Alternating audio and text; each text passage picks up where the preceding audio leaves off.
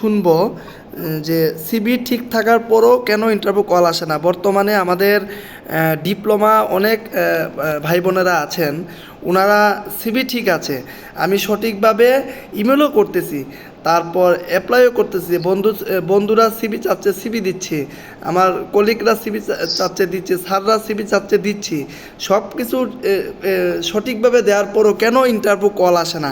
আশা করি চমৎকার আলোচনা করবেন আশরাফুল আলম ভাই। আশরাফুল আলম ভাই, জি,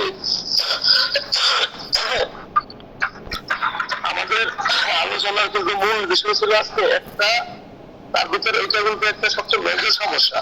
দেখুন, আমাকে ব্যক্তিগতভাবে অনেকে মেসেজ করে, আপনাকে মেসেজ করে, আমাদের যারা টিম মেম্বারকে মেসেজ করে, আমরা সিভি দিচ্ছি, আমাকে করে ডাকা হচ্ছে।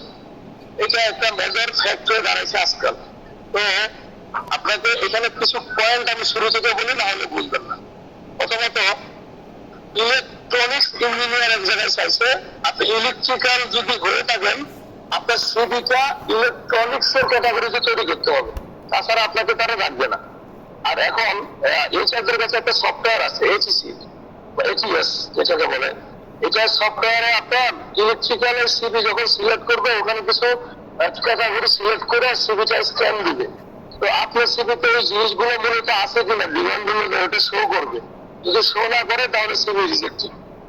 এখন যেটা আধুনিক পদ্ধতি, যেটা এইচসি বা এইচএস সফটওয়্যার আলাদা, এখন অনেক এইচআর এই সফটওয়্যারটা মেনটেন করে, হ্যাঁ, যার কারণে ওনাদের সিভি স্ক্যান করতে সুবিধা হয়।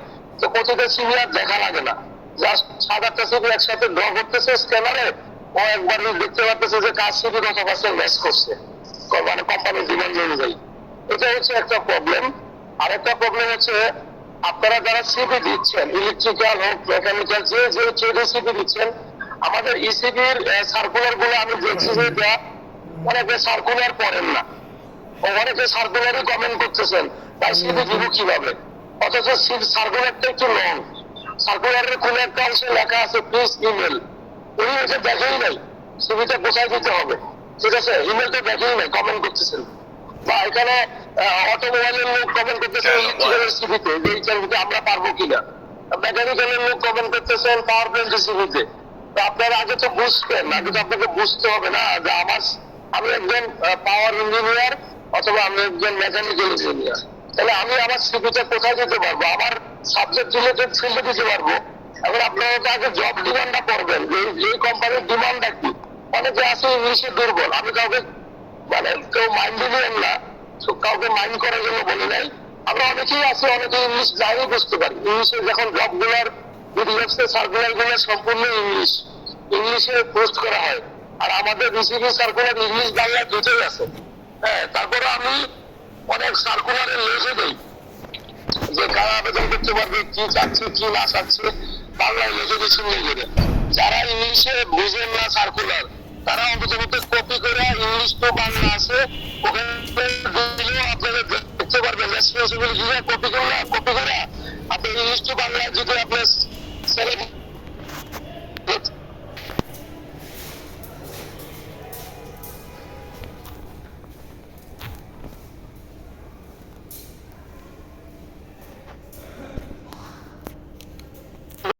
সিভি দেওয়া উচিত। সিভি আরো কিছু সমস্যা আছে যার কারণে ইন্টারভিউ কল পায় না। আমি অনেকগুলো সিভি, আমাকে এখন প্রায় অনেকে সিভি দেয় যে ভাই আমার সিভিটা ঠিক আছে কিনা একটু দেখে নেন। দেখেন, আপনারা যারা নিজেরা মনে করতেছেন আমার সিভি ঠিক আছে, আপনি যদি নিজে মনে করেন তাহলে তো হবে না। প্রথম কথা হচ্ছে আপনার সিনিয়র কাউকে সিভিটা দেখাইতে হবে। এটা হইতে পারে আপনার যারা বড় ভাই আছে, এই ডিপার্টমেন্টের বড় ভাই, একই পড়াশোনা করছেন, খুব ভালো সম্পর্ক ছিল পড়াশোনাকালীন, আপনি 7 সেমিস্টারে উনি হচ্ছে তখন 6 সেমিস্টার বা 8 সেমিস্টার বের হয়ে যাবে, এখন ভালো কোম্পানিতে আছে, ওনার সাথে আপনার সম্পর্ক আছে, আপনি আপনার সিভিটা ওনাকে দিবেন যে ভাই আমি তো অনেক জায়গায় আবেদন করতেছি, আমার তো সিভিতে ভাই কল আসতেছে না, আমার সিভিতে কোথাও কোনো ভুল আছে কিনা, যেটা আসলে হওয়ার মতো ভুল, এই কারণে আমি কল পাচ্ছি না, আমার সিভিটা এই স্যার বুঝতেছে না, আমাকে যদি একটু রিভিউ করে বলে দিতেন, তাহলে আমি আপনার নির্দেশনা অনুযায়ী আমি সিভিটা আপডেট করতে পারবো। তো অনেক সময় আপনাকে বলে দিবে, কারণ আপনি তো তার কাছে চাকরি যাচ্ছেন না, একটু হেল্প চাচ্ছেন, বা আমাদেরকে দিলে আমরা অনেক সময় বলে দিই, যদিও আমরা সবাই বিজি মানুষ, এই কারণে অনেক সময় অনেকে সিভি রিভিউ দেওয়া সম্ভব হয় না। আপনি আপনার যদি ইলেকট্রিক্যাল ইঞ্জিনিয়ার হন, যে ইলেকট্রিক্যাল সিনিয়র আছে তাকে সিভি দেখাবেন, মেকানিক্যাল ইঞ্জিনিয়ার যে সিনিয়র আছে তাকে দেখাবেন। যদি ফ্রেশ সিভি হয়, আপনার থেকে 1-2 বছর বেশি জব করতেছে রানিং, তাকে দেখাবেন। এখানে ছোট হওয়ার কিছু নাই। আপনি নতুন মানুষ, আপনি ভুল করবেন, ওনারা আপনাকে ধরাই দিবে।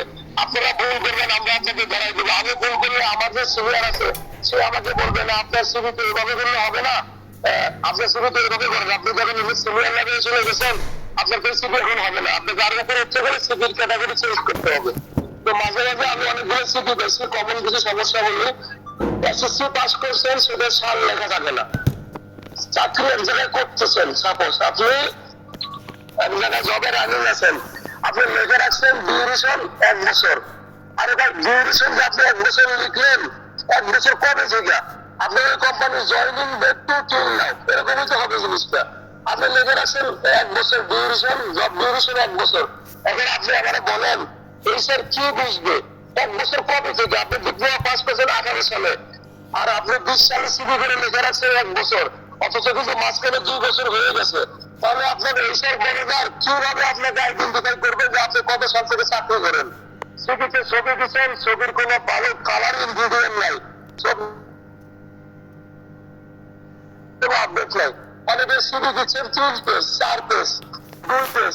বর্তমানে 2 পেজের ছবি সিভি হিসেবে দেখতে চায় না, কারণ তাদের হাতে এত সময় নাই। স্ট্যান্ডার্ড সিভি বর্তমান প্রফেশনাল 1 পেজ, ঠিক আছে? 1 পেজে এখন সব ধরনের ইনফরমেশন ইনক্লুড করা যায়। যারা এই ধরনের সিভি বানাতে পারেন না বা বড়দের সিনিয়রদের হেল্প নেবেন বা একবারই যারা পারতেছেন না, আমরা আছি, আমাদের সাথে পরামর্শ করবেন কিভাবে কি করা যায়। যাদের মনে হয়, আমরা বলবো না যে আপনারা আমাদের এবার আমরা করতেছি, যাদের মনে হবে না। আমি ভাই অনেকজনের কাছে গেছি, অনেকে আমাকে ভালো পরামর্শ দিতে পারতেছেন না, বা আমি একটা কোথাও অনেক চেষ্টা করার পরেও পারতেছি না, আমাকে একটা গাইডলাইন দেন। আমরা অনেক কিছু বলে দিই যে আপনি বানান, হিস্ট্রিগুলো একটা দেন, ওইগুলো একটা দেন, অনেক সময় অনেক কেউ বলে দিই। তো আপনি অথবা গুগলে আছে বা গুগলে অনেক ধরনের ইন্টারেস্টাল ফরম্যাট দেওয়া আছে, ঠিক আছে? যারা একটু কম্পিউটার ভালো বুঝেন তারা গুগলের ইন্টারেস্টাল ফরম্যাট থেকে নিতে পারেন, বা আপনারা অন্য যারা সিনিয়র আছে বা কোনো বড় ভাইয়ের কাছ থেকে চাইতে পারেন, ভাই আপনার সিভি একটু দেন, আমি একটু দেখবো, আসলে আমি একটা সিভি বানাবো, তো আমি তো আসলে বুঝতেছি না। উনি আপনাকে দিতে পারে, ওনার একটা সিভি কপি হিসাবে আপনি একটা সিমিলার হিসেবে দেখতে পারেন। এই ধরনের কিছু সিভির কারণে অনেক সময় আপনি যতই সিভি পাঠান, সিভি সেভ করছেন পিডিএফ ফাইল নাম দিয়ে রাখছেন, সবসময় সিভি সেভ করবেন হচ্ছে আপনার নিজের নাম দিয়া। ইমেল পাঠাইতেছেন রাত্রে 11টা বাজে, 10টা বাজে। আমাকে একদিন দুঃখজনক বিষয়, তারপরে একটু শেয়ার করি। আমি ঘুমাই গেছি, আমাকে 10:30 বাজে একজন কল দিছে, বলতেছে যে যমুনা গ্রুপে হয়েছে ভাইয়া, স্যার আপনি সিভি সার্কুলার পোস্ট করলেন, আমি এটা কি এখন সিভি দিতে পারবো? আর আমি তো ডিপ্লোমা, আমি পারবো কিনা? এখন রাত 10:30 বাজে, এটা কি কোনো মানুষ আপনাকে এটা কি ভালোভাবে নিবে? সিভি আপনি মেল করলে এটা কি দেখবে? আমরা তো বারবারই আপনাদেরকে বলতেছি আপনারা অফিসিয়াল টাইমে সিভি দিবেন। অফিসিয়াল টাইম কোনটা? যে কোনো সপ্তাহের 5 দিন, শুক্র শনিবার বাদে, আর সকাল 8টা থেকে বিকাল 5টা, অথবা সকাল 10টা থেকে বিকাল 4টা, এটা হচ্ছে অফিসিয়াল টাইম। এই টাইমের ভিতরে সিভি দিলে সিভি হিসাবে দেখার সম্ভাবনা 80% প্লাস। আপনারা সিভি দিয়েছেন সন্ধ্যার পরে, রাত 8টার পরে, রাত 11টা বাজে, রাত 12টা বাজে, তাহলে আপনার সিভি কি দেখবে না।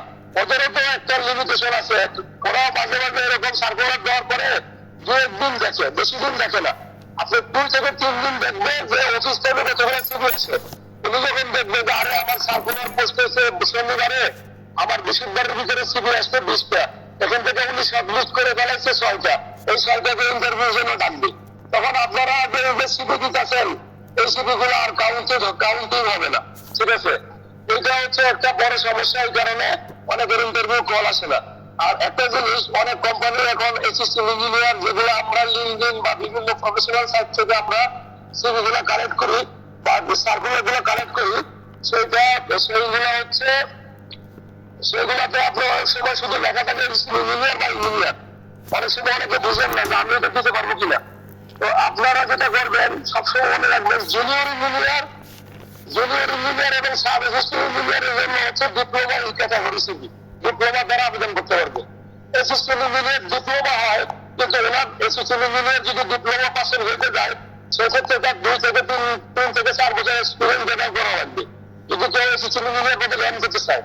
আর নর্মালি অ্যাসিস্ট্যান্ট ইঞ্জিনিয়ার পদগুলো হচ্ছে বিএসসি দের জন্য, যদি ডিপ্লোমা থেকে এসএসসি ইঞ্জিনিয়ারে জব চুজ করতে চান, তাকে মিনিমাম 3 বছরের এক্সপিরিয়েন্স সম্পূর্ণ লোক হইতে হবে।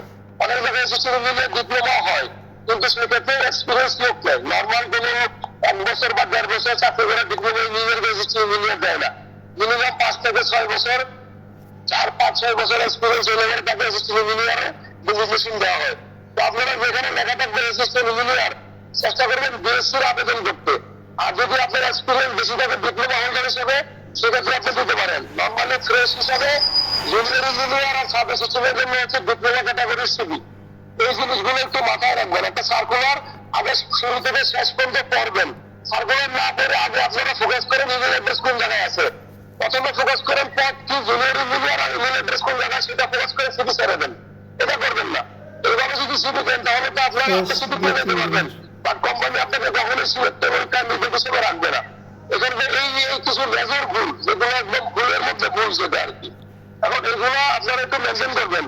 আর আমরা আগামী মাস থেকে একটা পরিকল্পনা নিচ্ছি, আমি ব্যক্তিগতভাবে বা দুলাল ভাই হয়তো সংযুক্ত হতে পারে। আমরা সিভি রিভিউ দেওয়ার জন্য একটা আলাদা হোয়াটসঅ্যাপ গ্রুপ খোলা হবে। যদি আমাদের সময় থাকে আপনারা সিভি দিয়ে রাখবেন, আমরা রিভিউ দিয়ে দিব, কার কি সমস্যা আছে, কিভাবে কি করবেন সেগুলো আমরা নির্দেশনা দিয়ে দিব।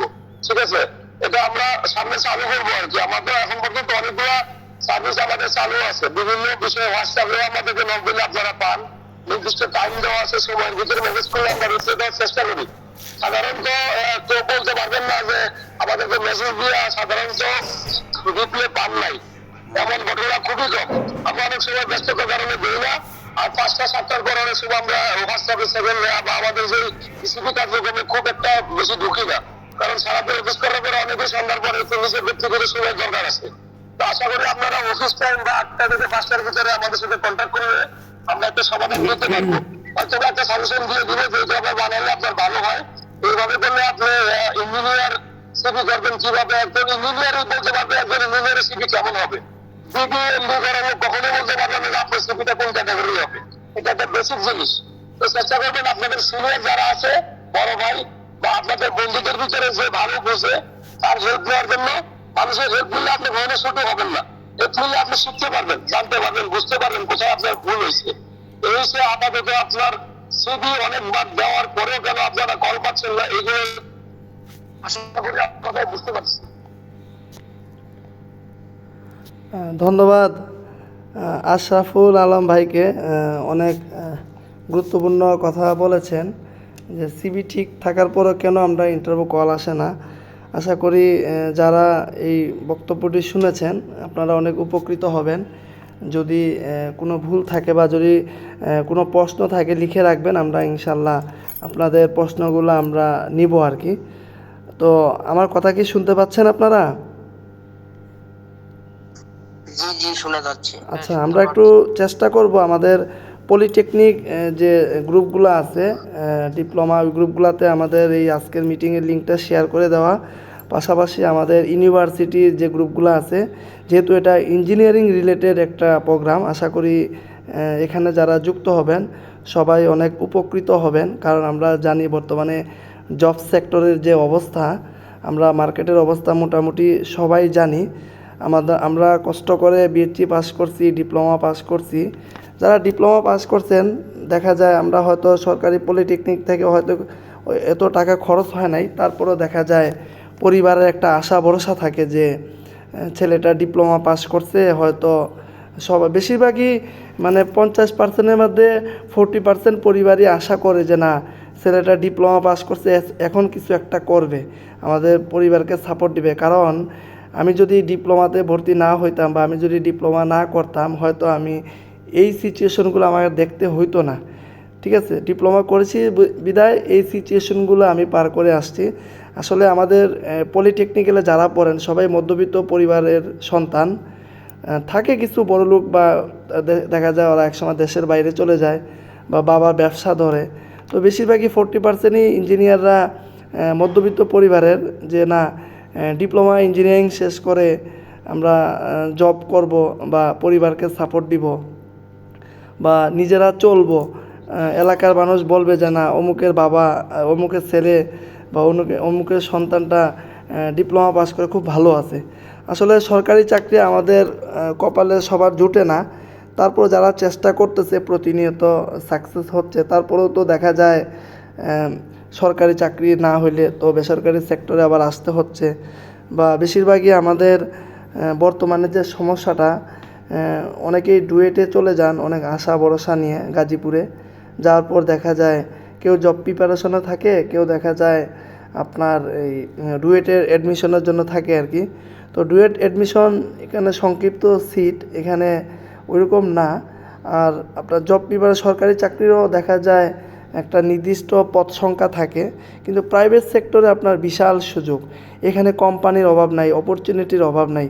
তো আমরা আসলে যাদের পারিবারিক ক্যাপাসিটি আছে, অনেকেই আছেন যে পরিবার থেকে বলে যে বাবা তুমি ডুয়েটের জন্য প্রিপারেশন নাও, আমরা আছি, বা বাবা তুমি করো ওই সরকারি চাকরির প্রিপারেশন নাও, আমরা আছি। অনেক ছেলে মেয়ে আশা করে যায় গাজীপুরে, যাওয়ার পর দেখা যায় 6 মাস 1 বছর না যেতেই পরিবারে বিভিন্ন ফিনান্সিয়াল অনেক সমস্যা চলে আসে। দেখা যায় ঢাকা শহরের মতো জায়গায় অনেকের থাকা অনেক কষ্টকর হয়ে যায়। এই যে পড়াশোনা একটা আসলে যে কোনো একটা কাজ করতে গেলে একটা মেন্টালিটি, একটা সুস্থতা থাকার প্রয়োজন। মনে করেন যে এখন আপনাকে পরিবারে আশা করে পাঠাইছে গাজীপুরে আছেন, এখন হঠাৎ যদি টাকা পয়সার একটু সমস্যা থাকে, তখন কি আপনার পড়াশোনা করতে ভালো লাগবে?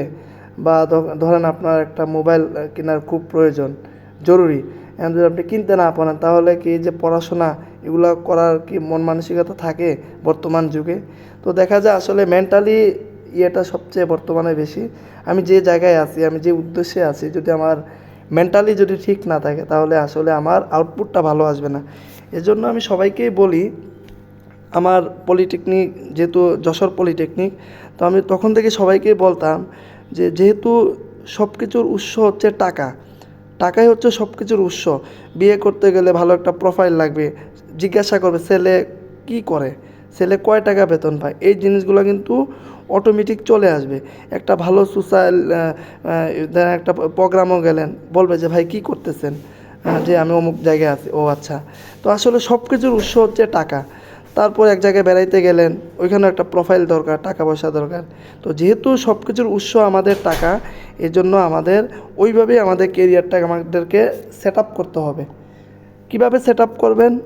মনে করেন যে আপনি ডিপ্লোমা পাস করছেন, ডিপ্লোমা পাস করে আপনি সরকারি চাকরিতে, আমার যেটা মতামত, যদি আমি তো বললাম অনেক অনেক ইঞ্জিনিয়াররা আছে, পরিবারে কোনো অভাব নেই, পরিবার 4 ভাই ইনকাম করতেছে, বাবা ইনকাম করতেছে, বিদেশ থেকে টাকা আসতেছে, তারপরও দেখা যায় সুন্দর, কিন্তু একটা সময় ওই পরিবারেও কিন্তু ফিনান্সিয়াল চাপ আসে বা পারিবারিক অনেক সমস্যা সৃষ্টি হয়, তাই না? তো দেখা যায় পরে একটা পর্যায়ে দেখেন আপনি মাঝপথে আপনি আটকে যাবেন। এই জন্য আমি সবাইকে বলবো যে ডিপ্লোমা পাস করে আপনারা প্রাইভেট সেক্টরে ঢুকেন। কেন প্রাইভেট সেক্টরে ঢুকবেন? আপনি যখন ডিপ্লোমা শেষ করে প্রাইভেট সেক্টরে ঢুকবেন, আপনি একটা জব পাবেন, একটা জবে ঢুকবেন। ওইখান থেকে আপনার 10,000 12,000 যাই আসুক, এখন তো অনেক কোম্পানি থাকার ব্যবস্থা করে দেয়। তো একটা কোম্পানি যদি থাকার ব্যবস্থা করে দেয়, মিনিমাম আমাকে অনেক কোম্পানি আছে আবার ওনাদের মেস সিস্টেমে খাওয়াবে, আপনি 2,500 বা 3,000 টাকা দিবেন, ওই টাকার মধ্যে ভালো একটা খাবারের ব্যবস্থা করে, যেমন প্রাণ আরএফএল, অনেক কোম্পানি আছে, তাই না? অনেক কোম্পানি আছে নিজ থেকে ধরুন আপনাকে 1,000 টাকা বা 2,000 টাকা দিল, বা সকালে নাস্তা ফ্রি বা লাঞ্চ ফ্রি, ফার্মাসিক্যালগুলোতে যেগুলো হয় আর কি। তো আপনি যদি জবে ঢুকেন প্রাইভেট সেক্টরে, ঢুকার পর আমরা ভিডিওকে অন করছে, একটু অফ রাখবেন দয়া করে, ভিডিও অফ করবেন, আমরা শেষ করে দিব। যেহেতু শুক্রবার আমরা বেশি সময় নেব না, আরও কয়েকটা পয়েন্ট আছে আমরা বলে শেষ করে দেব, ঠিক আছে? একটু ধৈর্য ধরে থাকেন। তো আমরা দেখা যায় এই যে যেহেতু সব কিছুর উৎস টাকা, তো আমরা জবে ঢুকে যাব, জবে ঢুকে গিয়ে আমরা যদি পরিবারের ক্যাপাসিটি ভালো, আলহামদুলিল্লাহ, না ভালো হইলে, যদি ভালো থাকে আলহামদুলিল্লাহ, যদি দেখেন না যদি ভালো হয়, তাহলে 10,000 টাকা পাবেন, 2,000 টাকা নিজের প্রতি ইনভেস্ট করবেন। ওই যে আমাদের রাশেদ ভাই বলছে, আপনার যে কোনো সফট কোর্স বা ইন্টারন্যাশনাল যেগুলো আপনার কেরিয়ারে, আপনার আগামীতে, কারণ আমরা সবাই বৃদ্ধ হব, আমাদের সবার বয়স, আমাদের এই যে ইয়াং জেনারেশন, এগুলো এক সময় আমাদের শেষ হয়ে যাবে। কিভাবে? আমাদের বয়স বাড়বে, আমরা যখন একটা সময় বয়স হয়ে যাবে, প্রাইভেট সেক্টরে আপনি ঢুকতে পারবেন না, তখন আপনার জীবনযাপন, যে আপনার যে চলাফেরা, তখন তো আপনার অর্থ প্রয়োজন, তাই না? এই যে এখন থেকে যদি আপনারা এই যে অল্প অল্প, যাদের পরিবার ভালো সাপোর্ট আছে, টাকা দিলেন না, ওই টাকাটা আপনার কেরিয়ারে আপনি ইনভেস্ট করলেন। আপনি যে কোনো নিজের স্কিলের জন্য অনেক ভালো ভালো কোর্স আছে, ওগুলা করলেন, বা দেখা যায় একটা ভালো ইংলিশে একটা কোর্স করলেন, বা আপনি ভার্সিটিতে যে ভর্তি হয়ে, যে আমরা যারা চাকরির পাশাপাশি ত্রিপলিতে বিএসসি করতেছি, এটা কিন্তু আমাদের বড় একটা অ্যাচিভমেন্ট, বড় একটা ইনভেস্ট, তাই না? এটাও কিন্তু আমাদের আগামীতে কাজে দিবে। এখন যদি আপনি না করেন তো আর আগামীতে আমাদের কাজে দিবে। কারণ যে পরিমাণ আগাচ্ছে সামনে, বিএসসি ছাড়া আসলে, হয়তো বিএসসিদের এখন সমস্যা, কিন্তু আগামীতে বিএসসি ছাড়া আসলে প্রাইভেট সেক্টরে ঢোকাটা অনেক চ্যালেঞ্জিং হয়ে যাবে। ডিপ্লোমাদের তো অবস্থা আপনারা দেখতেছেন। এইটাও একটা অ্যাচিভমেন্ট। তো আমরা চেষ্টা করব, আমরা কিছু টাকা যদি সঞ্চয় করা যায়, নিজের প্রতি ইনভেস্ট করা যায়, এটা আমার আগামীতে আমাকে অনেক হেল্প করবে। আমরা অনেকে কিপটামি করি, অনেক দূর, ওইটা করে কি লাভ? আমার তো চাকরি চলতেছে, আমি তো মাস শেষে 18-20 হাজার টাকা পাচ্ছি। ভাই, এটা শেষ পাওয়া না ভাই, আপনাকে আরও অনেক দূরে যাইতে হবে। এটা তো কিছুই না। এই যে 18,000 পাচ্ছেন, হঠাৎ করে বেকার হয়ে গেলে এই 18,000 কই পাবেন? এটা ফিল আপ করবেন কীভাবে? পরিবারকে দিতেছেন 8,000, নিজে চলতেছেন, পরিবারকে 8,000 কীভাবে ফিল আপ করবেন? নিজে কীভাবে ঢাকা শহরে থাকবেন? তো সব কিছু হিসাব নিকাশ আছে। এজন্য নিজের কেরিয়ারের জন্য আপনারা ইনভেস্ট করেন, চেষ্টা করেন, ঠিক আছে? তো আপনারা জব সেক্টর ঢুকে যাবেন, ঢোকার পরে নিজে চললেন, তারপর পরিবারকে একটু সাপোর্ট দিলেন, নিজের একটা প্রোফাইল তৈরি হইলো, আস্তে আস্তে বিএসসি করলেন। যখন বিএসসি শেষ হলো, তো এদিকে আপনার একটা এক্সপিরিয়েন্স হইলো, তখন ওইটা দিয়ে আপনার ফিল আপ হয়ে যাবে। এই যে যারা গাজীপুরে আছে, বেশিরভাগই বলতেছে ভাই এখন আর পারতেছে না পরিবার, কি করব।